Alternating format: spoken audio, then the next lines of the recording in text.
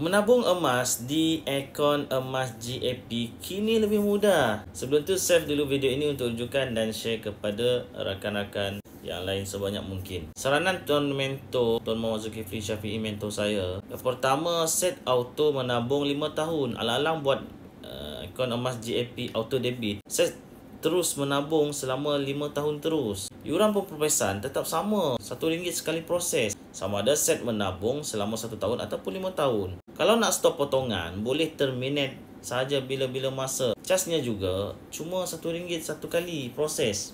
Yang kedua, menabung minimum 200 setiap bulan. Menabunglah minimum 200 setiap bulan supaya berpeluang menang lucky draw emas setiap bulan. Emas hadiah 10 gram, 1 dinar.